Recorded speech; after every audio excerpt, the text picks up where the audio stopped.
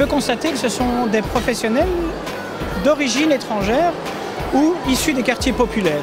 L'objectif ici était de permettre en fait à ces jeunes de pouvoir rencontrer d'autres jeunes, mais ayant un métier, étant passionnés par leur métier et pouvant partager avec eux leur expérience. J'ai toujours trouvé ici que cette initiative était particulièrement exemplaire parce qu'on montre justement, alors qu'on est dans un moment où il y a quand même une crise économique, une crise de l'emploi et principalement sur la région bruxelloise, qu'il y a des opportunités dans un tas de secteurs.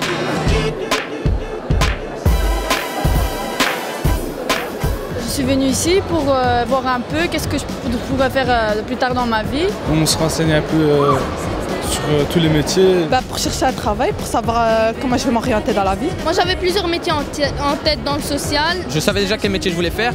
Mais en fait, je voulais quand même chercher encore au cas où j'aurais un autre déclic. Aujourd'hui, c'est vraiment expliquer, faire découvrir aux jeunes le parcours qu'on a eu. On a une image de la réalité, on a un vécu, donc on peut leur expliquer ce qu'on a rencontré, que ce soit positif ou négatif. Aujourd'hui, je suis là pour essayer de peut-être un petit peu aider les jeunes, peut-être les influencer dans le bon sens du terme, peut-être créer de nouvelles vocations en leur expliquant mon métier, mon parcours. C'est le but de la journée, que les jeunes ils s'orientent dans différents métiers ou différentes sections.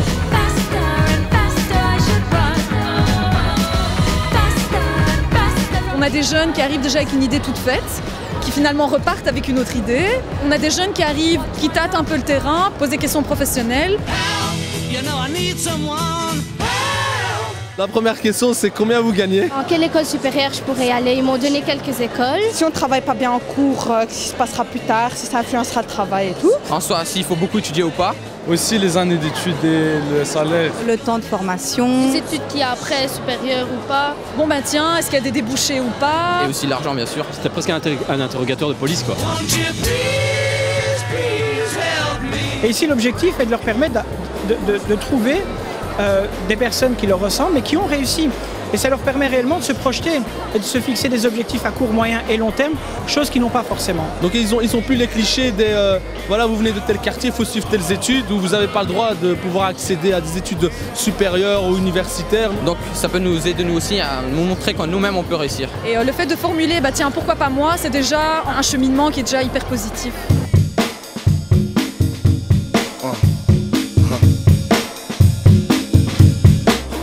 Très bien expliqué, j'ai bien aimé, j'étais attentive. C'est comme un livre, en fait, j'ai ouvert un livre très intéressant et j'ai lu plein de trucs quoi. Très intéressant, moi je souhaiterais en tout cas à tout le monde venir. Ça m'a plu quoi, ils m'ont aidé. Ça fait plaisir parce que les jeunes ils sont super enthousiastes, super motivés et c'est toujours un réel plaisir de pouvoir partager ce qu'on a fait et de les motiver, ça fait plaisir.